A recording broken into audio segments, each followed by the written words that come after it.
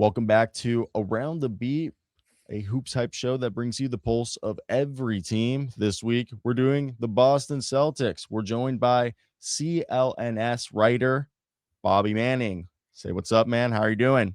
What's going on, guys? Good to be here. Appreciate the invite and excited to talk about this team. Another fun, interesting Celtics season, about halfway over here. Completely. Sam's somebody that he's talked about the Celtics, like just him and I personally all the time. And one, I think we both enjoy Joe Mazzulla, but B, I think nobody expected the Celtics to be in this position. And that makes it just kind of like a unique situation, as we all just thought it was going to be a gap year. Yeah, and I think a couple things go into that. And I expected them to be competitive this year. I definitely didn't expect a tank. Lost season completely here just because of the top end talent. But the way that they've developed the bench and have had 3, 4, 5 players with no real NBA experience or very limited experience, exceed expectations and thrive in spite of it, has been incredible to watch, and I keep going back to Jordan Walsh, who I think has been the story of the season for this team, becoming a starter for 20 games, emerging as one of the best perimeter defenders in the league for that stretch. And we'll see where that goes, right? Because a couple of these guys have come back to earth, and he has certainly moved to the bench again here. But there's just been so many stories like that up and down this roster. Hugo Gonzalez, Josh Minot, the stretch he had, this latest Luka Garza surge we're watching, Neemias Queta emerging as their everyday center. You just rattle them off. And if two of those things went right, you would have been talking about a good season, along with all the health that they've had here. But having full health effectively outside Tatum and all of those guys stepping up and taking leaps in their careers, that's the kind of formula for a top of the East type season, which, as you said, no one expected this season. And looks like where this team is headed. Yeah, definitely. And Sam, I wanted to ask you, you were one of the guys that helped me obviously write the questions for this, but you said, is it a surprise that they're the second seed? Or I guess this whole idea of actually maybe being dark horse contenders. Do you want to add Yeah. on to that, Yeah. Sam? I'm just curious, like, what did you project the Celtics at preseason, like, personally? I had them around 6. I thought they were Okay. above the playing group. I had a tough time pitting them against Indiana, who I thought was in a similar position to them. A couple of teams like that in the middle of the East. The Bucks I thought were hard to predict. Miami has been good. Chicago's been competitive. So there were a bunch of teams lumped in the sandwich of the East that I had a hard time settling. But just given their experience, given what Jalen's done in his career to this point, the coaching, which I had a lot of high hopes for going into this season, I did have them at the upper end of those play-in level teams, and for me, that battle for 6 was them in Indiana. Like, I've seen Pacers play well without Halliburton. I know that they're a well-coached team. I know that they still had Siakam and Nembhard and that mix there. So, I did actually picture Indiana being a little better than them this year, and obviously, their roster got decimated by injuries, haven't had anyone in their rotation healthy for much of the season, lost their center as well and haven't been able to replace him. And so they went the other way, right? The Celtics could have went that direction this year. They went up, Pacers went down, and I feel like that was the trade-off in many ways in the East was which direction those two teams were going to head in without their stars. And it's been crazy to watch them go in completely opposite directions. I think you touched on it great right there. Polar opposites. Sam? Yeah, Bobby, you mentioned this summer about going to Portugal to see Nimi's play. Is it I think you guys call him Nimi. Yeah, Nimi, yeah. Play it with the Portugal national team. I wanted to get your take. Like, when you went out there, did you kind of see like maybe this guy was going to potentially be the starting center for the team, and just the leap he's made this year? Yeah, you could see it a little bit, and I attended his camp for a week and was around him the whole day, and he would work out in the morning, get some, reps in for his full workout, and then after these entire camp days, which went on for a week when I was out there in July, he was putting in second sessions after into the night right up until dinner time. I'd catch a quick nap after the camp, and then, pretty much 5 days, all 5 days this week, got some extra work in after the camp, so it was pretty amazing to watch. He was working on his 3, which we haven't seen him flash yet, but has wanted to have that ready. has prepared in part for being the primary option on that Portuguese national team, along with fitting into the role that he has with the Celtics here. And when you look at his productivity this year, 10 and 8, starting every night, staying healthy, playing big minutes. I think he had only reached 30 minutes in NBA games once or twice coming into the season, and he's now done it routinely into the middle portion of this year.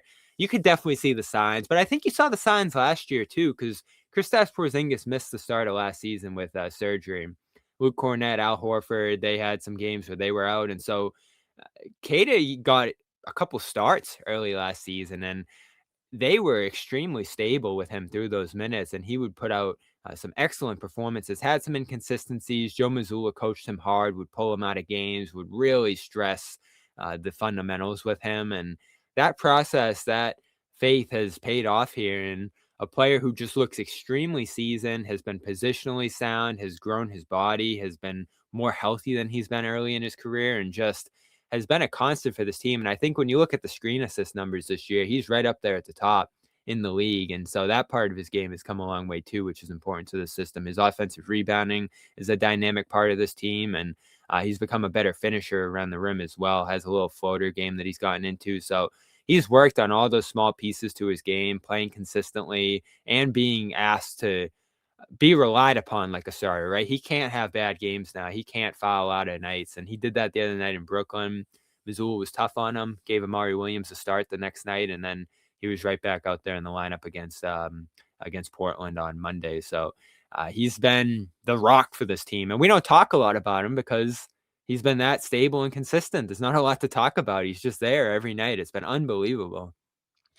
Queta is a fantastic story, in my opinion, especially him coming out of Utah State. He actually led the NCAA in blocks in his junior season. So he was someone that, as a guy who enjoys watching, kind of the mid-major prospects, he was someone that I always found very interesting, obviously from Portugal, a behemoth of a human in terms of like how wide he is. I don't think people realize how big he is and how well he moves for someone of his size.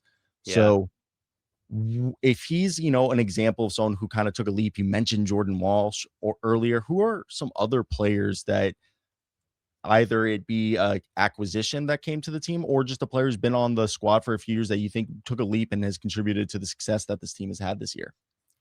Walsh is the big one. He started 20 games where the Celtics won 15-5, and even before that, there was a great story of he was a DNP buried on the bench to begin this season. And that's where he's been the first 2 years of his career. He had spent the entire first season in Maine when the Celtics won the championship, and then second year uh, made the team out of camp, was with them throughout the season, but didn't play much, if at all.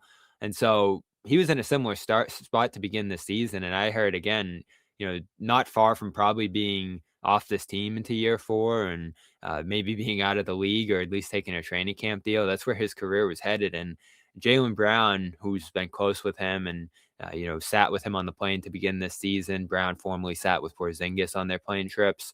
Would talk about, this team needing a defender, a guy who could pressure the ball, who could take on the top assignments. And he saw potential in that for Walsh just from what he'd seen from him at practice and just being around him and seeing his growth into year 3. And so he brought that to Mazzulla and said, we should try this guy out in the rotation. And they did it. There was a game against Philly where he held Tyrese Maxey to like 2 for 9 shooting. Guarded James Harden quickly after that. Took on a bunch of top assignments, Jaren Jackson in the Memphis game. So a variety of kinds of players he would face, and jumped into the starting lineup too after Josh Minott was in that for most of the starting of the year. And he just looked indispensable through that stretch. Offensive rebounding, his shot was falling during that time too. He got more aggressive. He told me that Jayson Tatum was telling him to look at the basket, be assertive, be aggressive in those moments. And so his confidence just grew rapidly through that stretch. And he had an illness a month ago that knocked him out of a game, came back slowly from it, and eventually landed on the bench because of that drawback that he had. But he's transitioned well to the bench and has continued to give them solid minutes behind Sam Hauser, who has reemerged in that role and has been great in the month of January here. So Walsh is top among a group of Josh Minott, who showed well to begin the season, Ugo Gonzalez, who has filled a bunch of different roles for this team in small pockets. Baylor Shireman has continued to crack minutes each and every night and has shot well in limited opportunities. And You just keep going down the line. Luka Garza, the latest guy who had to sit for a month because it just wasn't going well to begin the year, and has reemerged as across all the games I've watched this year, one of the best offensive rebounders in the league that I've seen this season, and has improved his defense enough to win his minutes on the floor alongside Anfernee Simons and the other bench players on this team, Hugo Gonzalez and Jordan Walsh most recently. So they've built a strong bench identity on this team. And that fifth starting spot, which has changed a lot, has continuously resulted in positive play for the Celtics, whether it's been Minot, Hauser, Walsh, or even Shireman here and there. Yeah, I was looking at like their stats before today's show, and I was very kind of like intrigued by how they have kind of had like this flex forward that's been matchup dependent. As you said, Hauser, Walsh, Minot, if they need some more scoring or they need more floor spacing or even just defense, that I find that really interesting how Joe Mazzulla has been experimenting with it. Speaking of experiments, when you were in town for the Boston game after that performance that Anfernee Simons put on, you and I were just basically just shooting the shit while we were waiting for the presser to start. And I asked you about Anfernee Simons and how that's gone. And you've said like it's been very interesting to see how his role and just how he's kind of like embraced the organization. And as you mentioned, Joe Mazzulla makes people earn their minutes, and he's kind of earned this role, and as best as he can, he's trying to play defense. What is your thoughts on the experiment of Anfernee Simons and how he fits in this team? And do you think that he is a guarantee to be moved, or there's a possibility he stays? I definitely think there's a possibility he stays if there's not interest or positive value into the future that they can pull from a deal like that, because he's become an important piece to this team, and he does come off the bench every night, which is different from what he's dealt with in Portland the last couple of years. He also receives less defensive attention, which is appreciated out of this situation. But just the overall way he's handled it this year from the start, right? I talked to him in the preseason about trying to figure out his role here, where he fits in, how aggressive he can be. And from the opening stages of this season, he felt like he did not want to step on Jaylen Brown, Peyton Pritchard, Derek White's toes here, and wanted to find a place where he could fit in around those guys and complement this team. And the Celtics were tough on him. They want him to do things a certain way that's been different from the way he's done it in his career, spacing sometimes, screening, rebounding, things he hasn't really had to focus on in his career in the past. And he's almost filled a role player type piece off this bench for this team, which again, he's been a star in Portland, and that's the role he's had there for a number of years now. So in a contract year, in a situation where you're not certain coming into the season how good this team's going to be or where his career is going, it's so admirable to me. And I've talked to him a lot this season that he's always been willing to sacrifice. After a game where he played, I think, 3 minutes in the second half in Orlando, I talked to him after that, and he said that's a moment for him to look in the mirror and see what he can do better.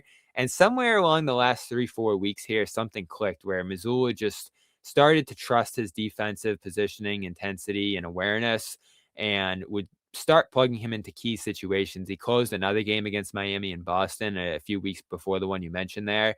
Obviously, he was in full command of that game against the Heat there, and it's one of the rare opportunities where we've seen him, one, play his role, but also resemble that volume scorer. I think it was his fifth highest scoring game ever, so he's had four even better than those 39-point games in Portland in the past. But he hasn't had many of those with the Celtics this year. So you do wonder, beyond this season, what are his aspirations? Does he want to start again? Does he want to become a star on a team or a primary option? Because that obviously will not be the case when Jayson Tatum returns all the more.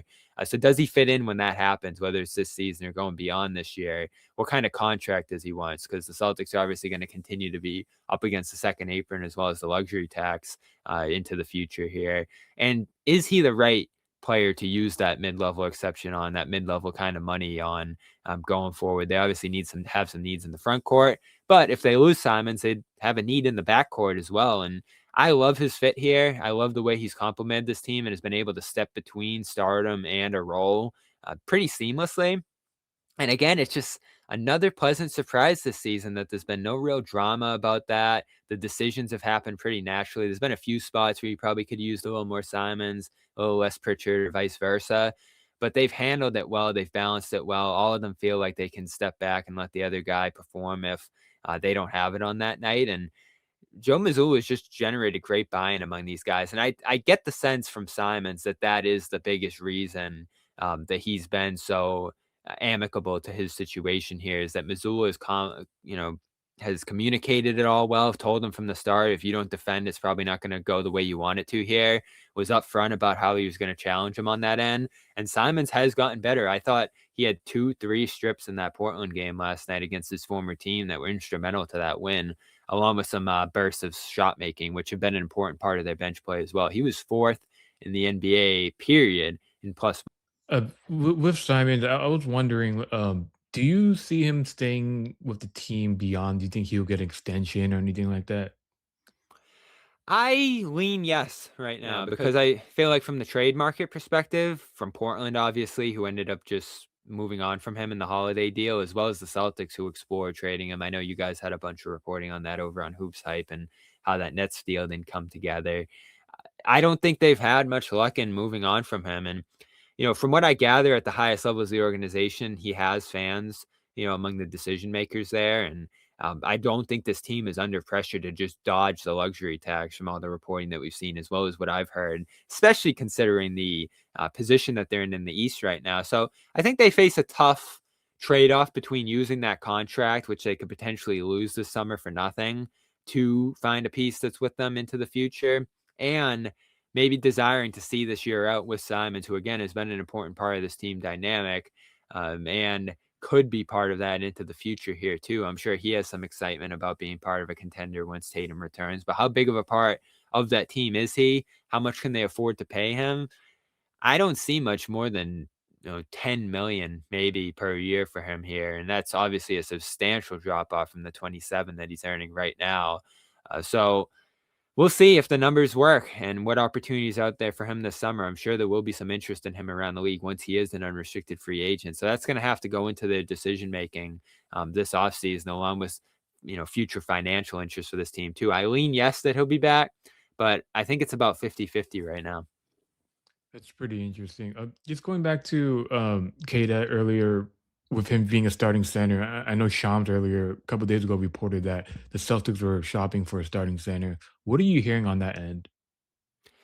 Yeah, I think they're exploring it. I don't think that this organization is one that's been of the mind that we're going to spend 30, 40, 50 million even on a center. And I'm sure, when a guy like Jaren Jackson's available, that you do your due diligence there and see what it would cost. And, it's a player I'm sure they like.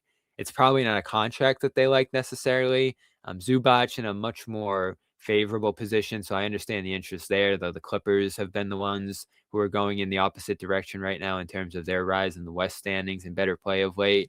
They love him. They charge a heavy price to move off of him. So I think the Celtics have moved from a value perspective over the last handful of deadlines here. You've seen them add Xavier Tillman for a couple seconds, seen them add Mike Muscala for second round pick value. And then last year they didn't make a move and just went to the buyout market with Torrey Craig. So if you're just reading what Brad Stevens' approach has been at these deadlines over the years, I think that they're probably going to look for another body at that center position. They like what Queta has done this season, and he's signed for next year as well. And when you're second in the East, playing through 2 minimum centers at Queta and Garza, along with some Minot and small ball as well, it probably makes you rethink how much money you want to invest in center if you're able to get by to this level with your own internal development. And that's not to mention Amari Williams, their second round pick from this past year, who spent the entire year in the G League.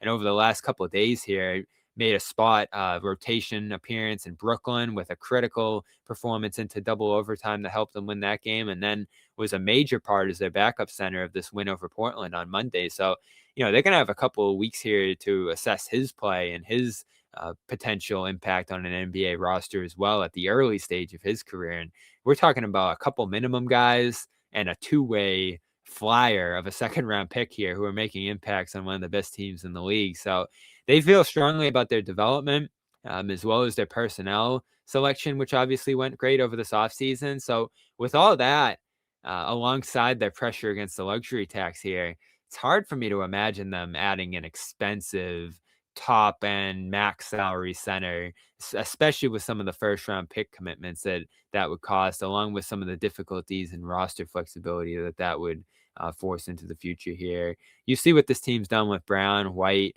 and the rest of the cast, and imagine what it might look like with Tatum, Brown, White, and a developing cast of young contributors. And you have to feel pretty good about just seeing through your development, drafting, and talent acquisition each summer. And it was outstanding this past offseason here between Hugo Gonzalez and all their free agent signings.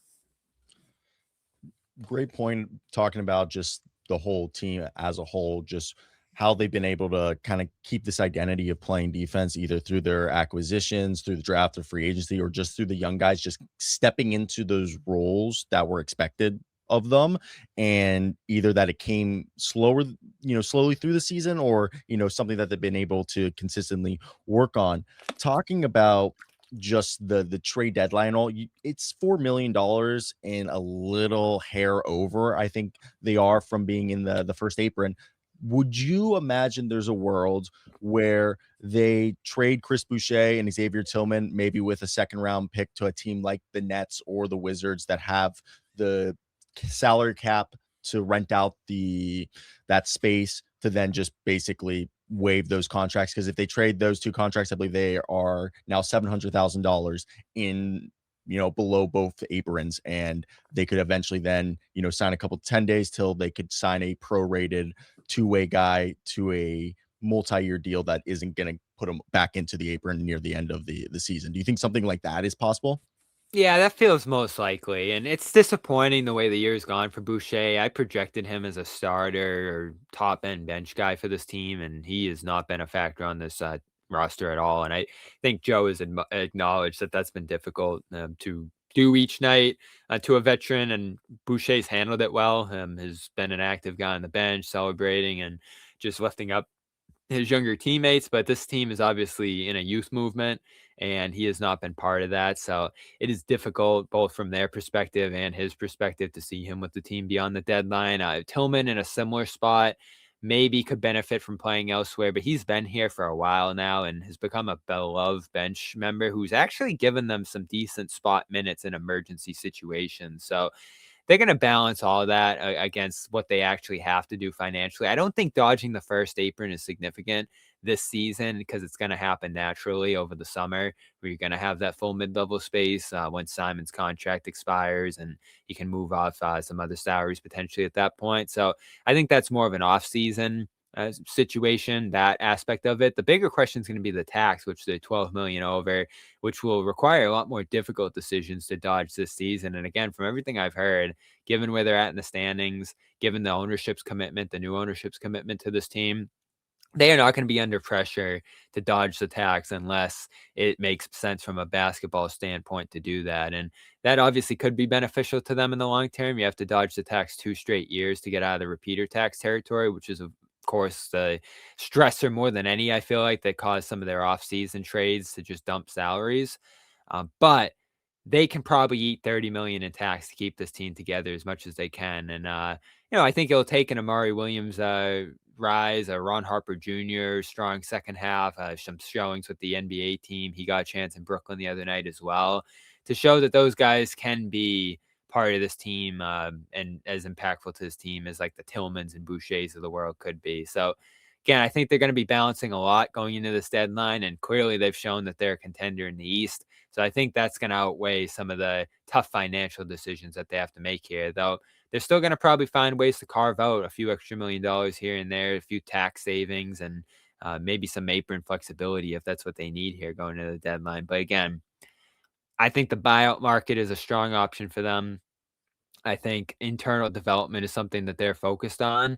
And if they can shave a few $1 million here or there in the process, they'll probably do that as well. So I think you have a good read on it there of what the most likely deadline outcome is for this team. And it's great to think that that's probably not just salary dumping Simons. I think if that's all they do there, Celtics fans should be pretty happy about that. Yeah, definitely. And that's a great in terms of team chemistry not being like eroded if a move like that were to happen. Kind of a twofold question just to wrap up the trade stuff. First off, why did Boucher and Tillman, in your opinion, especially Tillman being a guy who's been around and having actually had been a part of the rotation as a reserve big, not been able to crack the rotation this year, especially that, they were playing to win?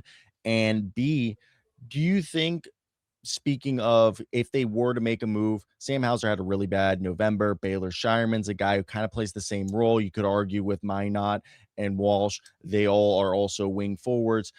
That you could believe also that Sam Hauser, for his position and skill set, he's making more on the high end in comparison to a Sam Merrill, or even I think he was making more than AJ Green, which is probably more in line of what he should be making. Do you think that that's the type of guy that maybe a team that's desperate for 3-point shooting could get him off because he has that multi-year deal if they weren't to trade Boucher or Tillman? Yeah, with an aggressive enough offer, I think you'd consider moving on from Hauser, and I think that's something they did over the offseason before they made that George Niang dump to Utah. So yeah, that's feasible, and especially the way he's played of late, I'm sure there would be some interest in that.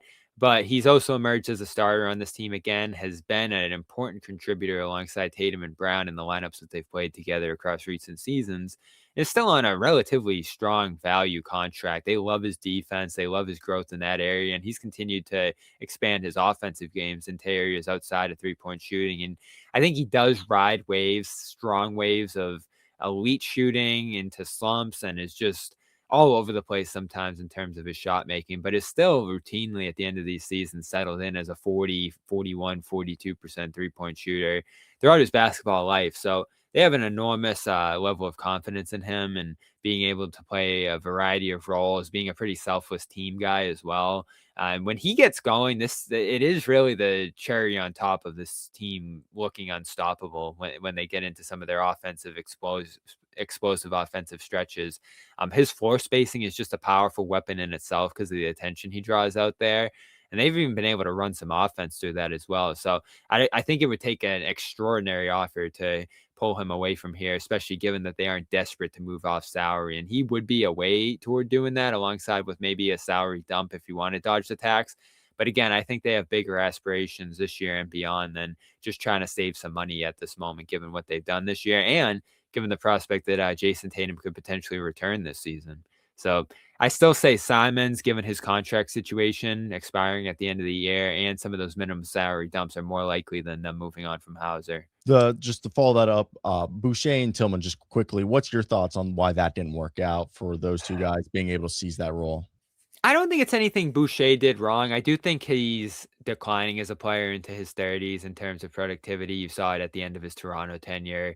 Some younger guys beat him out, namely Minot. Hauser, who was the starter at the beginning of the year. Ugo Gonzalez emerged past him as well. And I think once you get into that situation, you want to see what those young guys have, given where this team is at, rather than Boucher, who you pretty much know who he is as a player at this point. So he's gotten into one game in an emergency situation.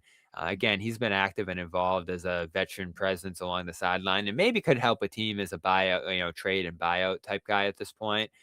But it hasn't been here, just given the situation that they've had. And in terms of Tillman, the injuries have just built up, specifically the knee injury that's continued to bother him across multiple seasons here. I haven't gotten a grasp on whether that's been the case again this season, but his mobility has been hobbled by that. His defensive flexibility, which looked elite at times in Memphis and in his early portion of his time here, has been impacted by that as well. And then offensively, hard to find a role. He's not a great offensive rebounder, which is something that they value. His screening strong, but he's not a threat to score out of those screens mostly. His 3-pointer showed signs earlier in his career of becoming something, but he's mostly sat in the 20s and isn't going to be guarded out there. So I think offensively, he's someone who's unfortunately who disrupts the flow of what they're trying to do out there. And again, other guys have stepped up in front of him. Queta, Garza, Minot, even small ball has been a good look for this team as well. So, there's been a few emergency scenarios for Tillman, and he's praised as the ultimate teammate who really doesn't care if he never plays again with this team, and has found a way to just be impactful off the court for this group. So he's got a large family. He's more focused off the court, from what everybody says around him on that sort of stuff than, his own personal interest on the team. And he loves it here. So I think he is someone who's become important enough in that sense and productive enough when he gets his opportunities to stay. But Boucher, given that he probably wants to play at this late stage of his career and that they don't have much use for him, is probably the more likely of those two to be a salary dump at the deadline. Dude, I've seen Tillman's family the past few summer leagues that I've gone to, just every year when because he's always at summer league, even when he was with the Grizzlies. Every year, I feel like they occupy a few more chairs, him and his wife and the kids. And I mean, it's adorable because he seems like a really big family guy. But yeah, He's that's only so 27, 28. You would think yeah. he's 40. Literally. It's Yeah. so funny that you mentioned that because I literally thought I was like, damn, he does kind of have a big family for how young he is. Yeah. Sam, you were gonna say something? I was just gonna say he kind of looks like a family man. Yeah, I wanted to ask you, like you just mentioned earlier, you mentioned about Tatum potentially returning, and that could potentially be like the trade deadline move, right? Bring him back. Yeah. I don't know if you were there when you saw him play in front of the media. I think that was like a week ago or a week and a half ago or so. What is that like? What was the point of that? Like, was it kind of to show like I'm coming back, or and like him coming back so soon, that would potentially mean like that would be the quickest return for an NBA player and for an Achilles rupture, right? So what did you see in that when he came back playing in that like with you talking with the media and just seeing everything there? Yeah, it's been a question I receive every day. Where's he at? When's he going to return? I don't have a ton of information on it because I think it's been, their most closely guarded secret this year is where he's at. But he has sent that signal from camp that he wants to try to play this year. That's his goal. That's the mission that he's on, is to get back as fast as possible and do it at 100%. Which, as we've come to learn, is a bunch of baselines, checks, balance between your legs, getting into more basketball situations. And that one in particular, I wasn't there for it, but I watched it. It looks like a lot of what we've seen from him so far, and it was the most extended look we've seen at a workout from him. So I think in many ways that rose the excitement from it. But he's been playing one-on-one. He's been active and cutting, moving, running up and down the floor since the first video that he put out about 2 months ago now.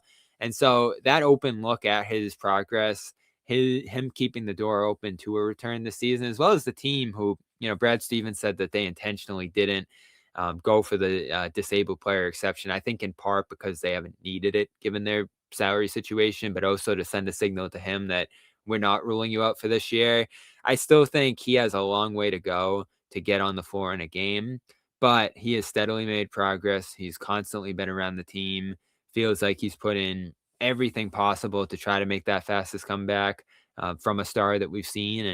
And, we've seen younger players, people with more to prove, more to rush back for, in Drew Smith, Isaiah Jackson, James Wiseman of late, guys I've talked to now, along my journey this season who, were by and large ready to go around 9 months into training camp, which is important, right? You get the full ramp up, you get the preseason to work back into things. But we're about to reach the 9-month mark for Tatum here around the All-Star break, and there'll be practices coming out of that. There'll be opportunities to see where he's at in the team's first stages back. They are going to be on the road coming out of the All-Star break, so they don't have to necessarily have like the open practice time and ramp up that you would normally see from a team coming out of the break at home. But again, he's been on the road with these teams. So how much do we see him coming out of All-Star weekend into that first road trip, which is going to run through the West Coast as well as Los Angeles? He has said that he wants his first game back to be at TD Garden. And so I am looking at late February, early March, that period for him to be back in contact, 5-on-5 type activity, ramp up toward a return to play. And if he does have that month-long window or so before the playoffs, I think it is feasible to see him back in the lineup mid-March and, have a month to ramp up, play unlimited minutes and, be 10 months removed from that surgery and, be fully ramped up for the playoffs where he'll be 11 months removed. And from doctors I've talked to, the greatest risk period of re-tearing it is 4 to 6 months. So he's past that. And every month that you take up to 12 months is going to bring you closer to a 0% chance. But he is in a strong position right now, I think, just from where he's at and the timing to make an appearance around March this season. But it will be interesting to watch because over the next 3-4 weeks here, I think we're going to learn a lot about where he's at. This period, I still have no idea about whether or not it's going to happen. Yeah, when do you think he'll like, how good do you think he'll be, like, when he does return, this season? Like, do you think he'll be even 80% of what he was, like, last year? Or, like, what number would you put the like, I think stats-wise? given the fact that he's not gonna come back until he's 100%, like, he will be himself when he comes back. Now, is his shooting rhythm where it needs to be? What's his role in the offense gonna be given Jalen's emergence and him probably needing to play on a minutes limit if it does happen this season? Those will all be interesting questions to follow, but in terms of, like, his physical health, he's gonna be back if he's gonna return this season. I don't think there'll be concerns about him looking weak or looking tired or not conditioned. He has certainly built up his strength over that stretch as well. So this team needs rebounding. They need interior defense. A lot of the stuff we talk about, them going out and looking for a center, he can actually provide, and he has played from some center for this team at times, especially defensively.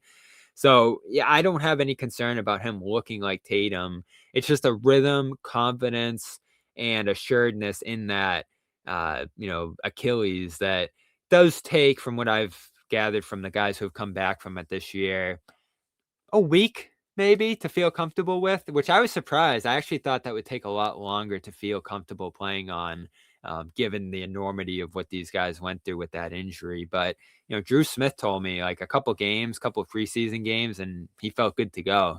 And he was productive, didn't miss any time at the start of this year, played full minutes after being a little limited in camp. Zaya Jackson, similar deal. And I know these are different players, different bodies, different roles on their teams. It's a lot more of a burden on Tatum to do what he needs to do night in, night out.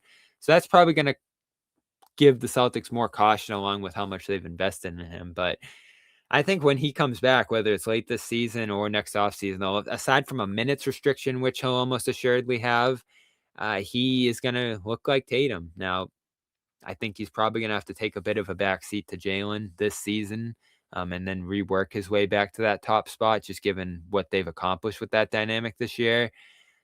But I think he's shown willing to do that. I think Jalen has shown to be willing to veer in and out of a top spot, a top role on this team. And I think they both consider the bigger picture of what this team's capable of when they're both available and involved and active for this team. Yeah, I think Tatum's journey and just kind of seeing it from an outside lens and knowing how impactful Kobe is in his, I guess, being a role model. It's kind of a unique way to look at it and just really with the season how it's going for you, regardless if he comes back, if they're contending or not. What is the future of this team? Obviously, it's to contend, but th- are they going to be able to become the juggernaut again that they were when they had, Kristaps Porzingis, Drew Holiday, and all the gems, and what made it seem like they were unstoppable, like how OKC was? Like, what do you think is the plan for Brad Stevens? I think the plan's going to be for them to just assess everything as it comes here. And that was their goal going into this year. I don't think they had a strong sense of which direction they were going to go in, and they were willing to react to whatever happened this season. And, clearly their success has been something that they've bought into and believed in. Maybe they're a little better and a little ahead of schedule than they probably fully believe in them being at this point. So that's why you see the proactiveness of, can we upgrade this roster? Can we find pieces who are going to help us going into the future? And that's the sense I've gathered from this front office, is that their moves this year are still going to be future focused, are still going to be multi-term, multi-year deal players coming in who can help them next year and beyond, rather than just trying to find 1-year band-aids to help this group. Not to say that they're going to put a ceiling on this group or have any doubts about how far that they can go, but the understanding still here clearly is that this is a young team going into the playoffs, where there's going to be some heavy competition, where there are still powers in the East, in the league, like the Thunder, the Nuggets, and more, who are the clear championship contenders at this point. And whether through internal development, Tatum returning to full form, or a number of things that this team's going to have to do, there's probably still a gap between them and winning a championship here, which is their ultimate goal, right? Like, they are not focused on just having a fun, inspirational season down the stretch here. Like, they want to be in a realistic position to contend again. And so much of that's going to be hindered on Tatum's comeback. And that's why there's no pressure, on him in that sense, and no pressure on this team this year to go super far in the playoffs. So if they have a competitive first round, I think they'll be satisfied with the moves that they make here, as long as they're geared toward the future.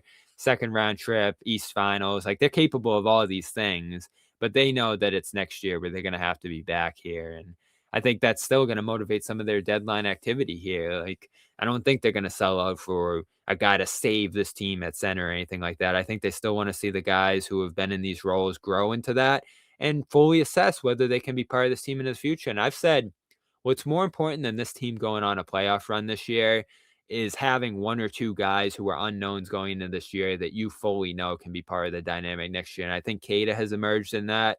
I think Walsh has shown signs of being able to do that. And then beyond that, you've seen some inconsistency as expected from some of the other younger players on the team. Ugo's been an exciting one, but still so early in his development here that you're not sure what he's ultimately going to be when it comes to his role on this team beyond this year. So I think they're going to be patient. Definitely talking about patience. Who is, I guess, untouchable? Obviously, I feel like Jaylen Brown, Jayson Tatum. Moving forward, everyone's going to do the trade fodder, especially this offseason.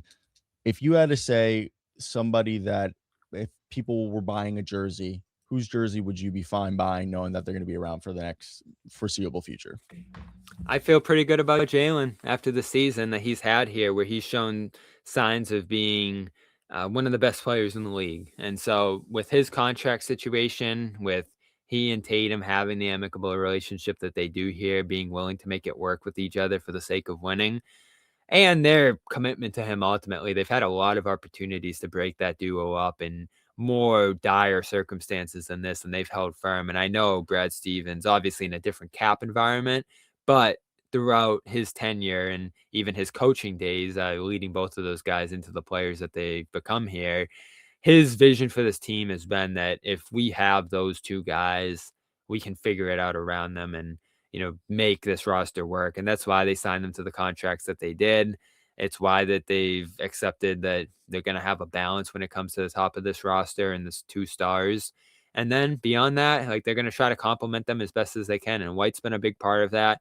I don't think White's untouchable into the future. I think he's a guy that you do have discussions about, given how valuable he is and where he's at in his career, pushing 30.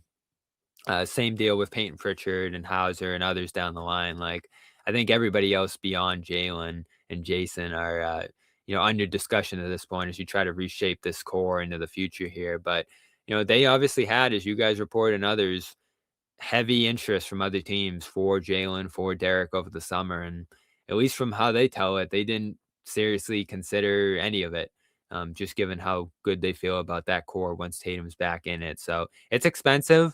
They seem to have ownership commitment to carrying a salary/luxury tax hit that allows you to keep that core together. But fortunately for them, they've shown that they don't need to splurge in other areas to be able to get consistent contributions at the floor as well as the center spot alongside those 3. Definitely. Yeah, I wanted to. Joe Mazzulla's 4th year now with the team. Like, he's had so many viral press conferences. I feel like that little snippets that you see like on social media and stuff. Like, and I feel like you've been probably over 70, 80% of it. What have What have you seen? Like, what would you say would be like the craziest thing that he said, or kind of I know there's a lot of like he says something and there's a kind of like an awkward silence where you guys don't even know how to respond to that, and or like nervous chuckles and stuff. Like, what would you say is the craziest thing that you've heard from him? The illegal screen thing a week ago or so was pretty funny. Pretty weird. I didn't understand it totally, especially given that he's not like an officiating kind of guy.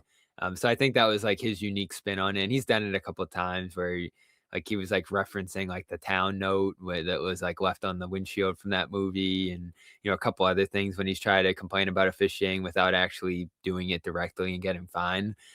So that was the more recent one. And then obviously the other one at the beginning of the year was his like explosive rant and uh, about like finding 2-on-1s and how that's always been the offense and how it's always going to be the offense. And why do I keep getting this question? And then after that explosive rant and that big blow up, he hasn't had any issues with the media throughout this season. It's like he had to get that all off his chest at the beginning, and it's been all good ever since. And, he has his hot moments and cold moments where, times where he's more chatty and times where he just shuts it down, specifically pregame. He's not always going to be in the best mood, but I think overall it's been a pretty steady ship from him this year in terms of, his demeanor. And I think he's grown in his confidence in his coaching. And I think he's grown his relationship with the media too. And we obviously have to reference the media game, which, was not great for us, but was a bonding experience and was a uh, experience that I think made him respect us more,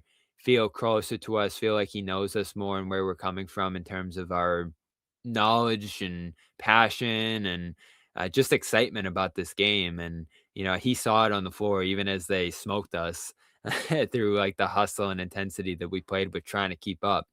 So that was an interesting day, a unique day in pretty much all of our careers, I'm sure. And I think was a great idea, even though a lot of people from the outside saw it and just felt like we got our ass kicked and it was bullying or whatever people thought it might have been. Like being on the ground there was a real bonding experience, believe it or not. But in terms of that, was there? Would you say that after that game or games, like you guys' relationships kind of like got better? Like, Absolutely. Yeah, and I was talking trash to him before the game saying that like we're going to go to win this thing and he's like, "No, you're not. You're going to press. We're going to press." And I was like, "Oh shit." When I heard that, I knew we were in trouble and they did press the whole game, but we played against each other in the media game after, like media on media, and I hit a 3 and he was yelling out at me, and he was trying to like coach us up through it too, and like there was this real bonding element too, specifically after that game was done, us talking after. And he said it right after too, like you lowered the podium, said he wants us all to be on the same level. And listen, I'm sure there's some motive in this for him in terms of like the way we look at him and the way we talk about him, but it felt authentic. I think in my interactions with him, me and him go at it as much as anybody. And I do feel a mutual respect between myself and him, even though that we're never going to be best friends or on the same page about everything, that he does understand and appreciate the role we have and thinks about it a lot, and I think goes into these press conferences very intentional about how he interacts with us, the messages sends to his team, to everybody watching on the outside. And it's been so interesting to talk to players around the league who, when I ask about the Celtics and what they think of them, they'll talk about him first and foremost when they say like what they think of in terms of this team's identity. And he doesn't want it to be that way, but that's become what it's about. And, a guy who really no one knew anywhere coming into his tenure in that year, he took over for Ime Udoka, becoming one of the more like viral, well-known, wackiest personalities and also more effective coaches in the league. I think he's the coach of the league right now this season. It's been a pretty interesting transformation to watch. And I do actually, alongside Jalen, find him the most interesting person in this organization in this current moment in time for them. That's would you, really cool. I'm sorry, Sam. I didn't mean to y- cut you off there. would you say like you guys have like know his quirks, or you guys feel like you will never really understand how he is? We'll never really understand how he is. And that's just Joe. How's he different from Brad? Oh, as my voice cracks. I think he's more unpredictable. I think Brad was steadier. You knew what you were getting day in and day out. There weren't a lot of highs and lows there. It was more smooth sailing, but you also weren't going to have real expressive moments from him. I think he was just going to be a more steady experience day to day with him. I mean, you do love the fireworks when they go off with Joe, even if they're shooting at you. Like, it is an interesting thing to be a part of when he does have those like press conference blowouts or something that he really wants to get off his mind, or the introspective moments or the philosophical moments and everything in between. Like, you just really never know what you're going to get day in and day out from him. And there are a lot of boring, like sullen moments from him too, where he just doesn't want to do it, press wise at that moment in time. But, he's always prone to say when you're looking for a Tatum update that like I failed medical school and stuff like that too, which is where I get frustrated sometimes. But you're going to get that with any coach. And, I see a lot of coaches around the league who seem to be real boring experiences day in and day out in terms of talking to them. And you're not getting enlightened much on the game. And you're just not going to get much information, even if you feel good coming out of it. Like Joe is a pretty straight shooter. So, he's going to come at you when he wants to. He's going to share information when he wants to help you understand things. And other times he's going to, just try to protect the team. So I think it's a pretty broad experience that you go through with him that makes him, I feel like at times, an interesting figure to follow, and certainly a frustrating one too. but I probably wouldn't want it any other way. That's awesome. Just a last thing here, like, what's like you being on the road with the team so much, like, what's the most memorable ding or anecdote that you want to talk about, like just you being on the road? All time, I mean, it's been a lot of interesting trips to Miami, which, as you know well down there, like that I remember all the time, like that Jimmy Butler shot at game 7 in 2022 that like, that I was on the verge of covering my first finals. That shot goes in, it's all gone when it looked like had that game in the bag, that series in the bag up 3-2 too. That would have been devastating to not be able to cover the finals right after that. So, that one stands out to me. And also that game 6, Derek White put back in the same building down there that forced a game 7. And just seeing the like jubilation and how big of a moment that was for him in his life and his career. I think, covering Derek has been fun for me, not only because of how well I've gotten to know him and his dad, who's, pretty interactive online, and, his family as a whole and his story, which is a really interesting one, but seeing him become like a Celtics cult hero after arriving as a relative unknown from San Antonio has been a pretty cool experience to watch as well. And, as far as the road goes, like being in there in Indiana when they won the East Finals and went to the finals, and then being in Dallas for the critical games when they were stealing that championship run in 2024, and obviously having it happen at home too was a really unique experience. I was in the locker room when they were celebrating the championship for about an hour and just taking that all in. Um, it's been an interesting 6-year run.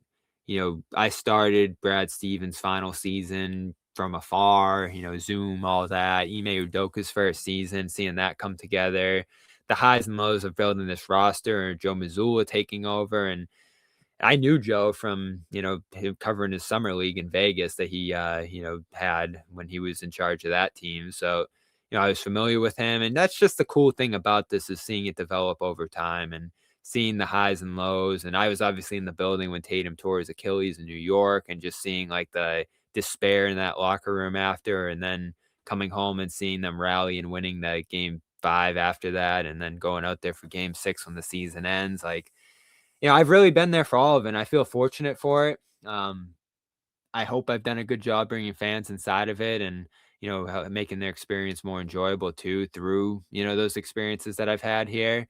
And, I hope to just keep doing a better job of helping people enjoy the Celtics a little more and bringing them inside, and, bringing a lot of effort to my coverage too, which I feel like I do. So, yeah, I have stories on stories and stories. We could probably do a whole podcast about all the things I've been around for, but those are ones that come to mind. That's awesome, man. And hey, you definitely are, because before I'd met you, I knew you by like just byline. So for years now, it just felt like outside of, and what is it, NBC Sports, your guys' local outlet or syndicate? Yep. If it wasn't a NBC Sports, it was you or somebody else from CLNS. So just applaud you and your work, and just seeing like how it's grown. Appreciate it, guys. And it was great talking to you here today. Enjoyed the show, enjoyed interacting, and looking forward to doing it again in the future. Likewise. And by the way, you want to plug your social media and where they can maybe watch, hear you, or read you?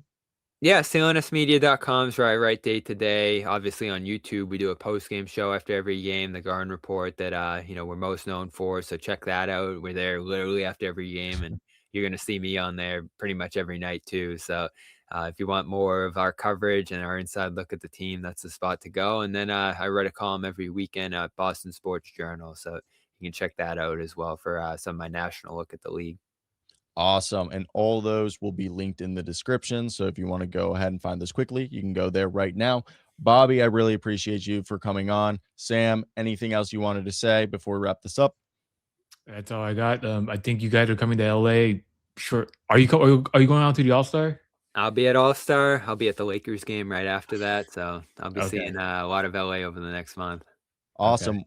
Definitely will hopefully be seeing you there. I'll be also going out there, and Sam lives out there. So hopefully reconvene then. Thanks for coming on, man. Appreciate Thank you, it, man. guys. Talk to you soon. Talk. Yep.